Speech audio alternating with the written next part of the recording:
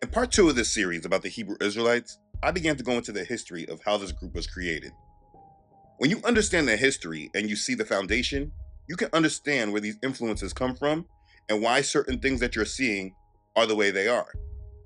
The organized groups of the Hebrew Israelites have nothing to do with Bible prophecy and the awakening of the dry bones. It was a controlled awakening by Masonic puppets that have placed themselves as a foundation of truth that was put in place to control the narrative. Because these Masons tainted the truth early on, once people hear what you believe, they instantly tie you to this image of what this truth represents to them. And then you're instantly discredited without ever being heard. As I have tried to give this truth, most of the people that have rejected it did not do it because of what I have said, but because of what they have seen from these other groups. This was very similar to my dilemma I had very early on when I stopped celebrating pagan holidays. People just wanted to assume I was a Jehovah's Witness so they could just reject me. The point about this series is to explain that the Hebrew Israelites do not represent the truth, but they were put in place in order to deter people from it. You see, the truth, it does not change, but if Satan can make it be unappealing, then people will not listen to it or believe it when it's being presented. And that is precisely what this group was put in place to represent. Now, in part two, I went over the beginning of this history, but what we must do is continue discussing them so we can properly understand if what I am saying is valid. So we will continue to discuss the history of the Hebrew Israelites. Now, before we get there, let me say a few things. As I went through parts 1 and 2, I have been very happy about the feedback and the amount of people that have understood what it is I have been presenting. But I must admit that I am very disappointed with many Israelites. I ask you, what is your purpose? Who do you serve? Is it all about religion or organizations for you? Or are you about serving Yahuwah? You see, what I am doing is no different than any other series I have done when exposing falsehoods in religion. Many of you have watched my videos and seen the method in which I do it. I introduce a topic, like in part 1, and then the middle parts, normally parts 2 and 3 at least, I present history that most people are not aware of. And then I begin to conclude and draw it all together. That's my process. That's the way I normally handle subjects, unless it's very complex, like the Testing Christianity series or the We Are Not Black People series. I take my time with subjects so that there can be very little confusion for anyone in the end when the series is done. And if you have followed this channel, you should know that this is how I approach subjects. I just don't slap information together and then just say, eat it. And most of you were fine when it was exposing Christianity, because this already supported what you knew. I just added to what you understood. But the minute that you are challenged and the organizations that you place in authority are being challenged, many of you are not able to deal with it, and it screams hypocrisy. You can deal with it when the fingers are pointed across the room, but when things start becoming exposed closer to home, you deal with it in the same manner that Christians do when trying to expose the falsehoods that surround them. In this, I have seen many comments having nothing to do with what it is I'm explaining, but twisting the argument to what you feel comfortable in dealing with so that you can reject it. I am exposing that the camps, specifically the One West camps, all of them, they were created and tied to Masonic leadership. And this connection is something that taints the truth. Understand, Satan doesn't just tell a 100% lie that's easily proven false. His best method is teaching a 75 to 90% truth, but then deterring somewhere that leads people astray. Don't get caught up in my percentages. I'm saying that yes, your camps may have taught you truth about who you are, and they teach you about keeping the commandments, while ironically and hypocritically, they break them themselves. Like some camps indirectly teach you to break the third commandment. They don't say it directly, obviously, but they teach you to break the third commandment, because many of you still refer to our Father as the Lord. I mean, it's ridiculous, but I'm not going to lose my focus. I will get back to that later. The point I'm saying is that many of you are deflecting from what it is I'm saying in order to keep yourself comfortable in whatever falsehoods you've attached yourself to.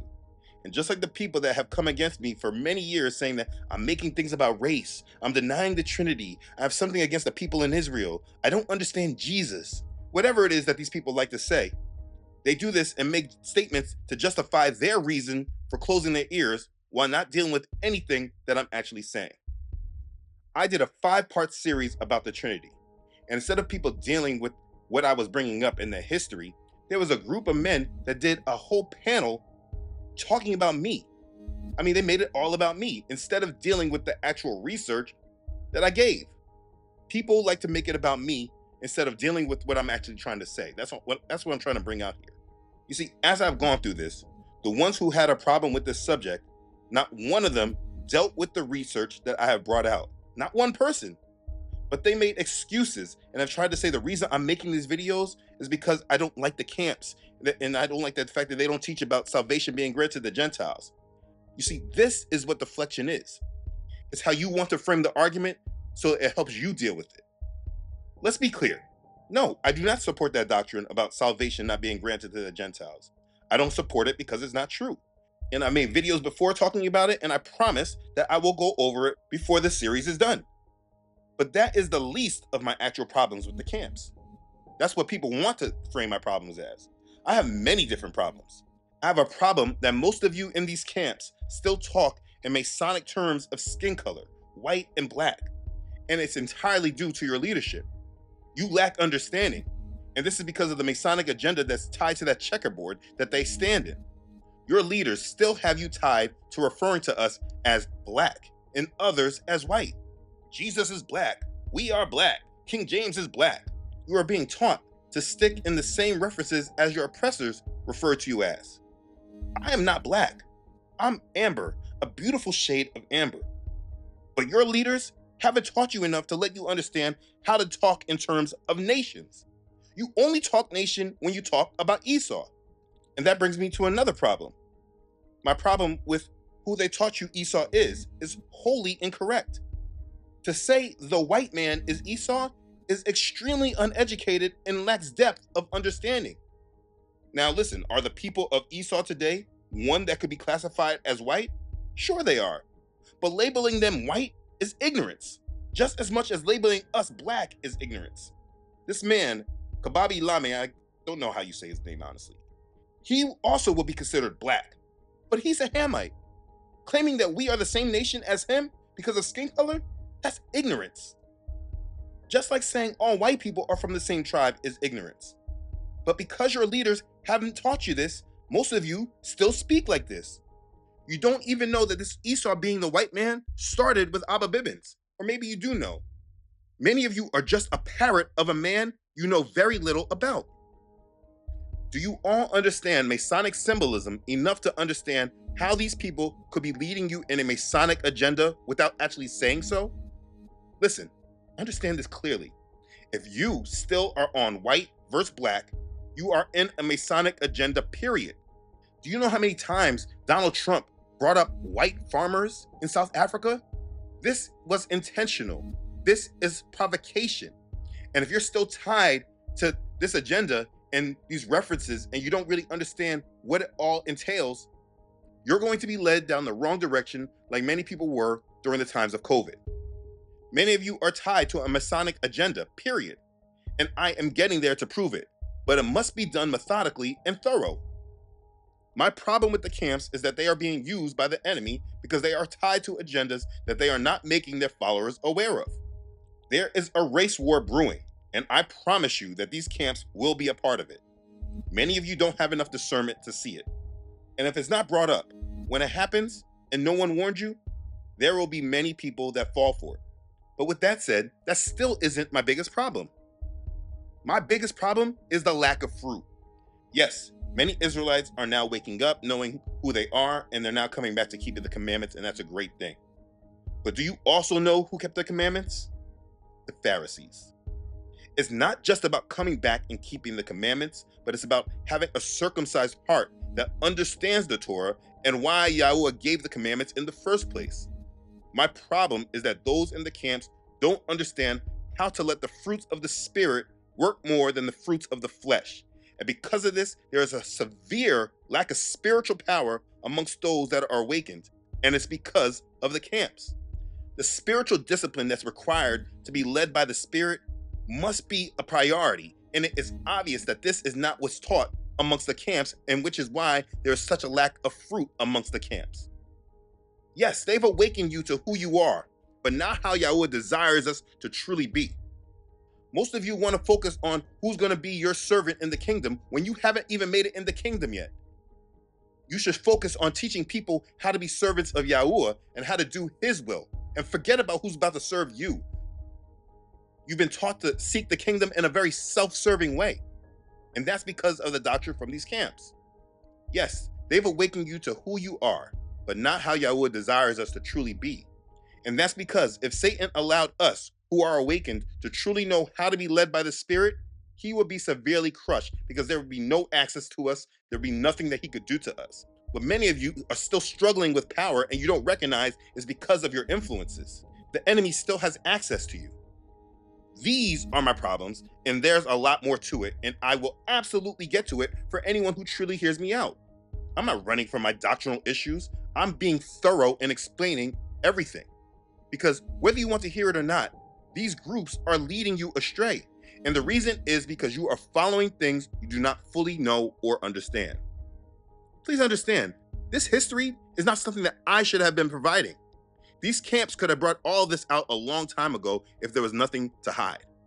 You may know about the breakup of One West and how it formed these different camps, but you don't know about the Masonic influence that leads into it. Many also don't know that this man right here is their Elijah. Some camps, not all, but some believe he was a reincarnated Elijah, like we needed one. That prophecy was already fulfilled through John the Baptist. Aba Bibbons is the father of this faith of the Israelites, and many of the doctrines that you believe are true are because of him, and most of you don't know it. I'm not a follower of men. I serve Yahuwah. I have no allegiance to Bibbins or any that came before him or after him. Can your leaders say the same? There is a Masonic trail that leads to Aba Bibbons, and it's that trail that affects many of you today that you don't even know. Whether you like it or not, there is an agenda that is before us before we get to that new world order that's coming. And there are Masons in all religions and many organizations that are tied to an agenda that they will puppeteer the masses to. Just as I have exposed it in Christianity and through the civil rights movement, it's also tied to the One West Israelite camps. It's their foundation, and I have more to share on it. So please, stop deflecting. The fact that many of you start defending before you even hear me, it just shows that you're not about truth, but what you want to believe. I mean, if when this series is done and you say I did not bring out facts, then so be it. But if you're mad that I'm even talking about this, it means that you don't care about the truth. If someone has an issue, deal with the facts that I'm presenting. But if you can't, step off, because it's just weakness and defense that's helping you truly ignore what I'm exposing. And in the end, you can deal with the repercussions of it because there is an agenda coming. It's happening right before our face. None of this is inconsequential. The truth is that those of you in these camps follow a man you've never met. And it's not Messiah Yahusha, it's Aba Bibbons. And there is a Masonic trail that leads right up to his influence that you cannot ignore. And I'm just bringing it out. Don't be mad at me for doing so. Be mad at your leaders for not explaining it first. Either way, we're going to discuss the Masonic trail that leads to Aba Bibbons. Let's begin. Okay, so in part 2, we discussed the first wave of the Hebrew Israelites that began after the Civil War, as the Negro Church was being built. In that history, we see that the first men that started this doctrine were under the influence of Prince Hall Freemasonry. Now, it would be easy for people to just try to ignore this influence because we're talking about 150 years ago. And let's be clear, they would be right to ignore it if, as we review the history, the groups that exist today had nothing to do with these early men and these early foundations. If these modern day groups had nothing to do with the Masonic connections, then all this information did not matter. But if they do, then ignoring this history is foolish. And what you will see is that as we go through the history, we will just see that this Masonic understanding would just pass down through the next waves and groups that followed, and these groups never left the influence of Freemasonry, and that remains true to this day, as we get to the One West camps created by Aba Bibbons, who very clearly had Masonic understandings. So we need to go through this history so that we can understand and see how it all connects. So we will move on to the second wave. The next wave of the Hebrew Israelites comes about during the period during the Great Depression in the 1920s in Harlem. So in the first wave, we saw how most of the Hebrew Israelite movement gained traction in Philly. But in the second movement, the influence was brought into New York. So to understand this is where we'll start with this man, Arnold Josiah Ford, 1877 to 1935. Ford was born in Barbados and immigrated to Harlem in 1910. He was also a Scottish Rite Mason, where he served as master of the Memon Lodge. It is said that he learned everything he knew of Hebrew and Judaism from the Ashkenazi Jews in America. So in 1917, Prince Hall Mason, Marcus Garvey, founded the New York chapter of the Universal Negro Improvement Association, UNIA, and within a few years, it had become the largest mass movement in African American history. The Black Boule was created in order to reduce the influence of Garvey. I spoke about that in the video about the Boule. Anyways, Arnold Ford became the musical director of the UNIA choir. In 1921, he co-founded the Moorish Zionist Temple, MZT, with two individuals who shared his interest in Freemasonry, Judaism, and Garveyism. These men were Samuel Valentine and Mordecai Herman. The organization, it did not last long, and Ford and Valentine left to form Beth B'nai Abraham, BBA, in 1923. Ford's belief was a multicultural religion that drew from many sources, including aspects of Judaism, Freemasonry, Garveyism, Theosophy, Christianity, and Islam. Anyways, Ford, he emigrated to Ethiopia in 1930 with a few of his followers, and before Ford left, he was offering Hebrew lessons and religious instruction to a number of lay people and clergy in the Harlem area. And this information leads us to the most influential person in the Hebrew Israelite movement, Wentworth Arthur Matthew, 1892 to 1973. Matthew was Ford's student. He is believed to have been born in St. Mary's, St. Kitts. In 1913, Matthew immigrated to New York City. By 1919, enough people were drawn to his evolving theology of Judaism and Black nationalism that he was able to found the Commandment Keepers Church of the Living God, the pillar and ground of the truth and the faith of Jesus Christ. It began first as a Protestant organization, but through his affiliation and influence from Ford, he began to adopt the Ethiopian Hebrew terminology of Ford. You see, Ford worked with Matthew's Commandment Keepers congregation. In 1931, after Ford emigrated to Ethiopia, he sent a letter to Matthew granting him full authority to represent us in America and gave him a certificate of rabbinic ordination. Now, also to him having his congregation of the Commandment Keepers, Matthew created a Masonic lodge called the Royal Order of Ethiopian Hebrews, the Sons and Daughters of Culture. He became a U.S. citizen in 1924, and the following year created the Ethiopian Hebrew Rabbinical College for the training of other Black rabbis. He abandoned the title of bishop for rabbi. Matthew's theology seemed to be a blend of different sources. He was a Freemason and incorporated some of its mysticism into his doctrines. He claimed that his Judaism contained a Kabbalistic element which demonstrated its validity, although the Kabbalistic seals in his notes are copied, errors and all, from a 19th century occult work. Matthew also adopted some of the doctrines of New Thought from his Harlem peers.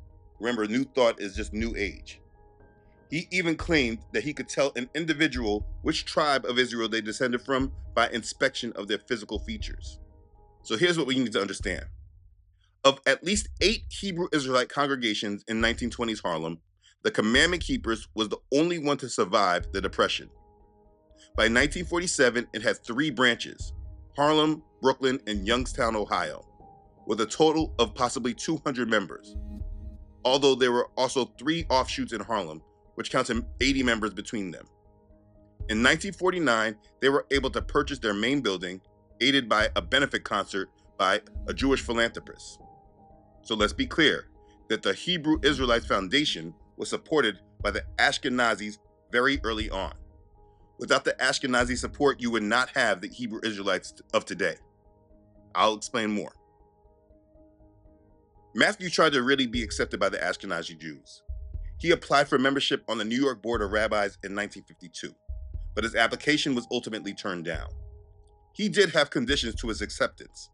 He was willing to be accepted only on terms of absolute equality, and under no circumstances was he willing to convert or accept a subordinate position for his community and traditions.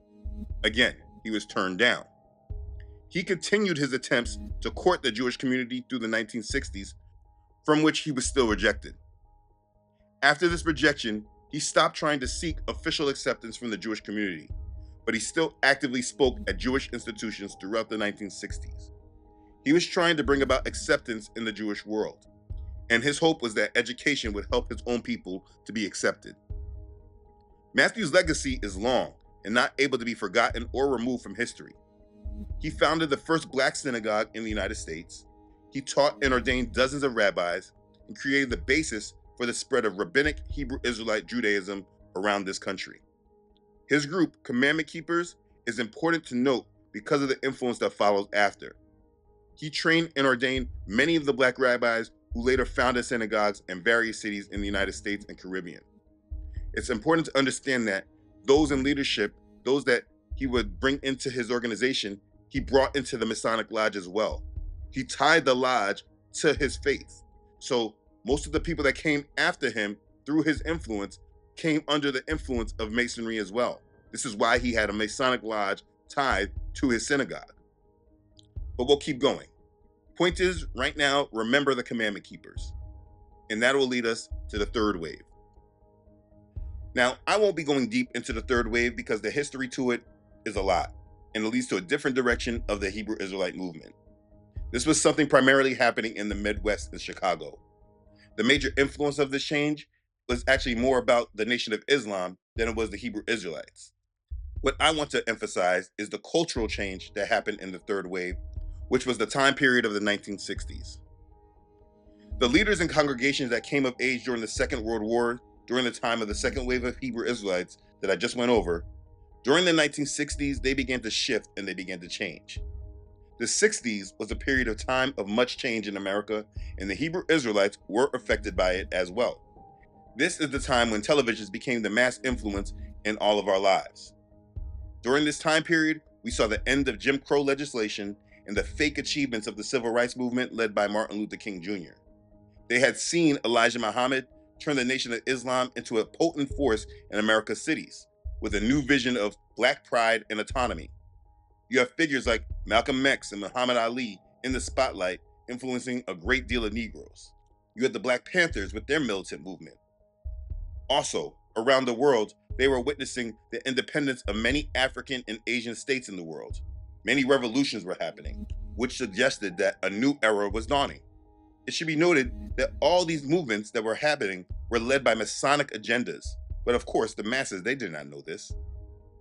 What's important to note is that during this third wave is where we see the clear divorce between the Hebrew Israelites and the Rev 29 Ashkenazi Jews in the United States. The second wave, through Ford and Matthews, they tried to gain acceptance of the Ashkenazi Jewish people. But in the 60s, they made a clear break from them. And this is probably why the current Hebrew Israelites in these camps today do not know that their groups are only in acceptance today because of the Masonic connections and attachments to the Ashkenaz in the 40s and the 50s. Again, this has nothing to do with the dry bones prophecy. During the period of the third wave, there were many different factors that were influencing change, and it had nothing to do with the Israelites, but just the social changes of the period. For instance, the Black Power movement was very much an influence of this period, and it influenced many Negroes in the country during this period of time.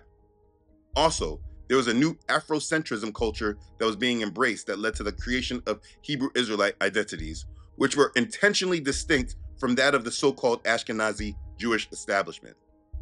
This change included the clothing, which shifted from the conservative and Masonic influenced dress of the first two waves to African style, with a revised perspective on Jewish ritual adornment, such as head coverings and fringes. They were dressing like this in the second wave, and then in the third wave in the 60s, the dress began to change. They were more Afrocentric, and that led to how we see them today, with all these costumes and how they look today. It all started from the 60s as they were trying to make sure that they looked different and they were different from the Ashkenazi. This was the period that this occurred because of the focus on creating an identity and culture outside of the known culture of the Ashkenazi Jewish people in America. They created a new look to distinguish themselves, and it's what you know today.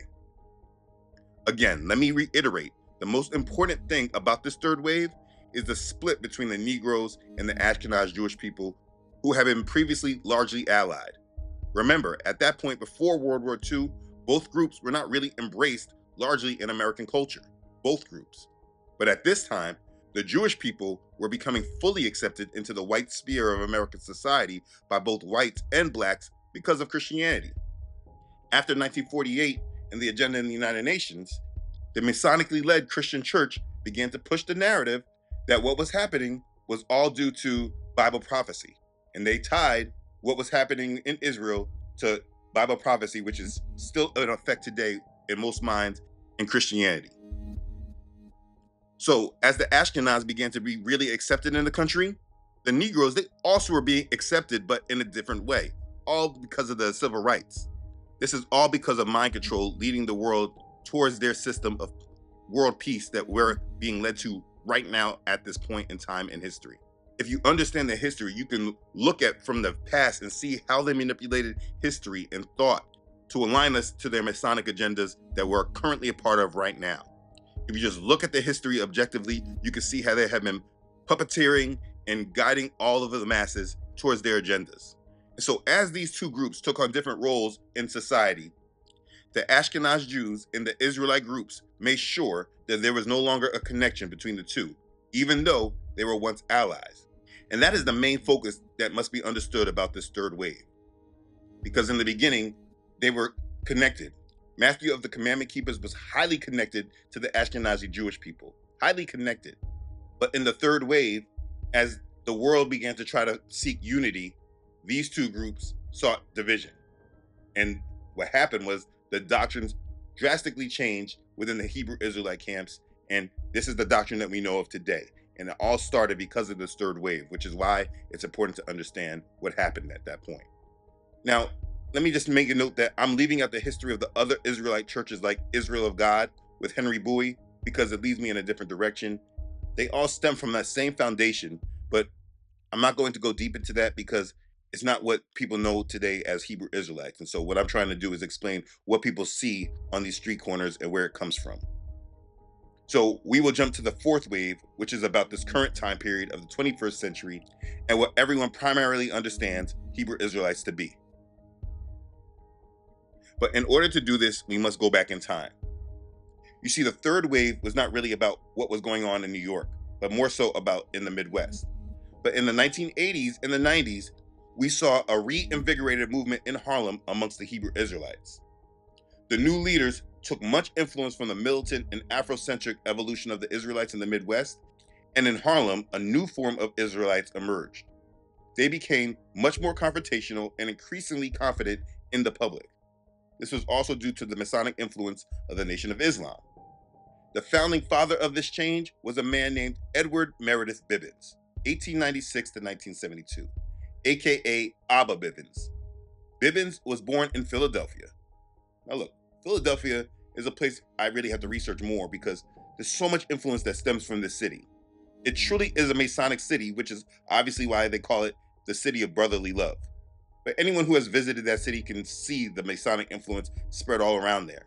But there truly is a dark spiritual presence in Philadelphia that seems to be the mecca of all change in the United States. Anyways, Bibbins, him and his wife moved to New York sometime between 1940 and 1946, and they joined the Commandment Keepers. Remember, I told you to remember the Commandment Keepers from Matthew. If you remember from the second wave, Prince Hall Mason Wentworth Matthew created his organization called Commandment Keepers in New York. Abba Bibbins' influence started from this Masonic foundation, which is why I have repeatedly stated that the foundation of the Hebrew Israelites was founded on the foundation of Prince Hall Freemasonry. So let's be clear that this connection has been proven. Aba Bibbons was a part of Commandment Keepers, which was a Masonic organization. But let me keep going so I can explain further. The only known writing of Aba Bibbons, bearing his own name and that of his son William Henry, is the book Marks of a Lost Race. It was self-published in the 1940s as a guide to the 45 million people in America and the British West Indies called Negroes. Bibbins added to Wentworth Matthews' teachings, but he added a conclusion that all whites descended from Esau. And this false teaching right here has been a foundation of a justification of hate that is prevalent within the Hebrew Israelite communities to this day, which is why this man right here can say a wicked statement like this and feel proud about it. Do the Israelites hate white people? No, but God does. There's a common misconception in the Bible that God loves everybody, but that's simply not true or biblical. In the Bible, God only loves one nation of people, the Israelites. Let's read it. Blessed be the Lord thy God, which delighted in thee, to set thee on the throne of Israel, because the Lord loved Israel forever. So what about God hating white people? Let's examine who the European man is according to the Bible. Esau is the so-called Caucasian man or white man. As it is written, Jacob have I loved, but Esau have I hated. We don't have any personal animosity towards Esau, but God does. This is not people speaking from Yah. This is people speaking from indoctrinated views that come from men that they were indoctrinated and influenced by that they don't even know about. Or maybe they do. I don't know these people to say what they know or what they don't know. Now, there is no record of Bibbins as a Freemason. There's actually not a lot known about him at all. But based upon his book, we know that he knew of Freemasonry, and it's easy to draw the conclusion that he was a Mason because of the knowledge that he had. But here's the thing that I do. I personally do not like making conclusions that have not been proven. So though I do assume he was a Mason based upon his connections to Matthew, as Matthew was very much about bringing people into his Masonic lodge, and the fact that Bibbins had Masonic knowledge that he should not have had unless he was a Mason, as I try to remain credible, I cannot cite that he was a Mason, but I do reject him being that he knew of Freemasonry and the lodge, and in his writings he spoke nothing against it. He spoke nothing against Freemasonry. In his book, which I have attached in the description box on page 49 through 51, he mentions the lodge, which is a reference to Freemasonry, the Masonic lodge. He writes, 3 other articles we would like to point out to our people, which they foolishly idolize. They are funerals, the lodges, and insurance. On page 50, he writes, the other article is the Negro's Lodge. When a high standard, or what you call a big shot, dies, they can do more marching than the United States Army with cars and bands playing. By this, you would think that they were going someplace important, spending up all that money just to go to the graveyard, while old men and orphans and mistreated mothers are forgotten and put in Potter's Field without a ceremony. Now, based on this, this is why I believe he was a Mason, because he knew of Masonic terminology. When he said, when a high standard, or what you call a big shot, dies, if you understand, high standard in Masonic terminology refers to Master Mason, which is the 3rd and final degree in the symbolic lodge, which is why he said big shot. Understand, today you can learn this from a simple internet search, but this was not possible during Bibbins' day. He used this term high standard in his writing, which he should know nothing of if he was not a Mason. If you are not a Mason, you would know very little about these terms. Masons do not discuss their ranks and their terminology with others that are not initiated. So I do personally believe that he was a Mason, though I cannot prove it. Either way, his foundation was based upon Matthew's, who was actually a confirmed Mason. Remember, Matthew created a Masonic lodge called the Royal Order of Ethiopian Hebrews, the Sons and Daughters of Culture. Those attached to him will be invited into the Masonic lodge. Let's keep discussing Bibbins.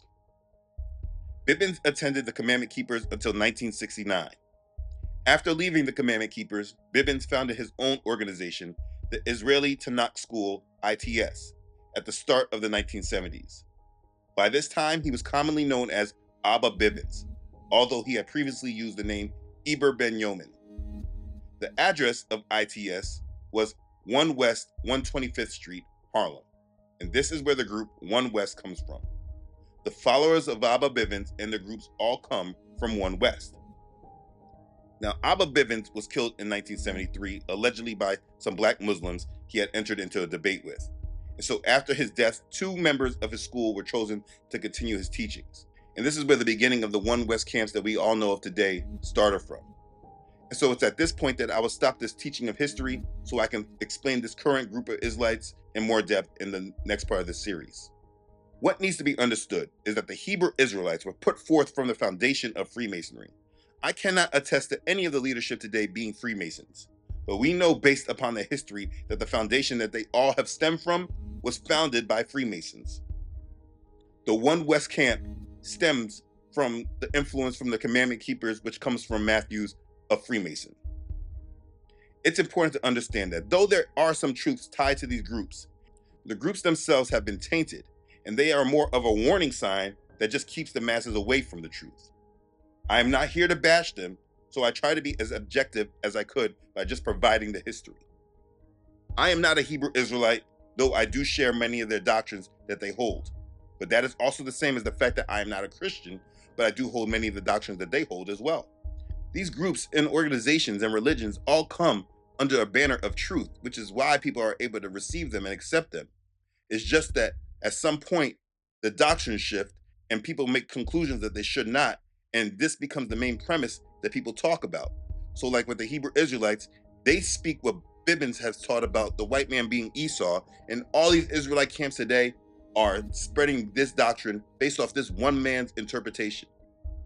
This subject is important because I believe that at some point a race war will ensue, and these groups will be used as a scapegoat that the world can use against the truth, because the truth is that those of the dry bones who truly are being awakened by Yah, we do not resemble these camps whatsoever.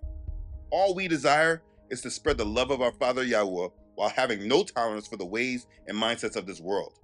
We love all who truly love our Father, and we desire all that love him to repent and turn to him in truth and keep his commandments. Those who truly have been awakened by Yah in this dry bones prophecy are actually desiring to be what Yahweh desires Yasharel to be, which are a priest of the world. We desire to show the world how to serve Yahweh and what he desires from us.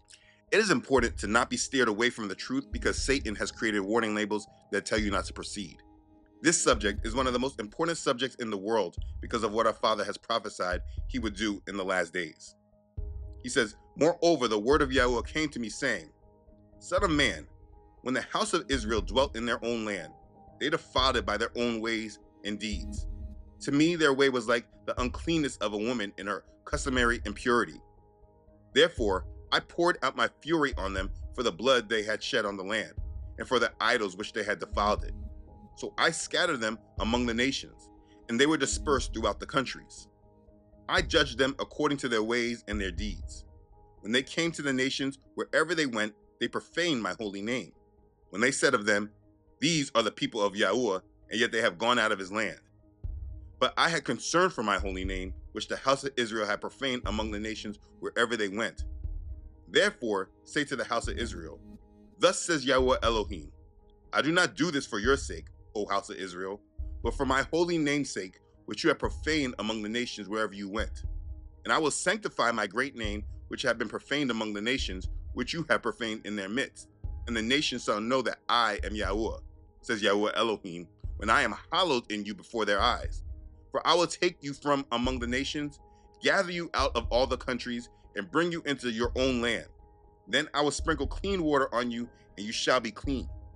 I will cleanse you from all your filthiness and from all your idols. I will give you a new heart and put a new spirit within you. I will take the heart of stone out of your flesh, give you a heart of flesh. I will put my spirit within you and cause you to walk in my statutes, and you will keep my judgments and do them. Then you shall dwell in the land that I gave to your fathers. You shall be my people, and I will be your Elohim. Ezekiel chapter 36, verses 16 through 28. You see, Yahweh will do this. He will make us clean, and he will cleanse us. He will place his spirit upon us and do this.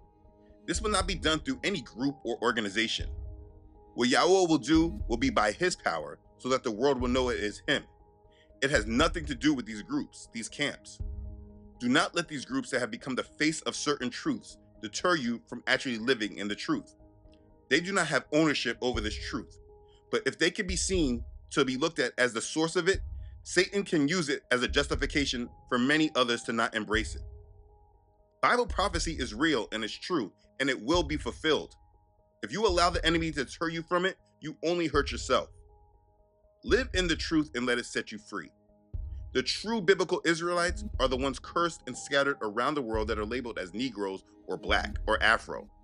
Not all of them will be saved, but a remnant of them will be awakened and prepared to be brought back unto our Father. This awakening is happening now as we speak, and when the Great Tribulation starts, it's starting because Yah is preparing to gather us. If you are deterred by these people and these groups, you are letting Satan win, and he will keep you from the true blessings and promises our Father has for us. Do not let this happen to you. I'm going over this history so that you can understand why this group exists. Next video, I will finish the history by going over the understanding of these modern groups that everyone recognizes Hebrew Israelites to be. It's important that you understand that they have nothing to do with the validity of the truth, and you should search the truth out on your own. Prepare for our Father. You don't need an organization or a group to help you do this. You don't even need ministries like mine either. I can be a resource, but I definitely am not the source. What you need is the word, and you have to have a desire to seek out our Father diligently with your whole heart and your whole soul. I promise, if you do this, you will find him. So please make sure that you do. And be blessed. Hallelujah. Praise Yah. Okay, thanks again for watching. If this has blessed you, please don't forget to like this and share this video with others. If you haven't done so already, please don't forget to subscribe to this channel. Yah willing, I upload every Friday.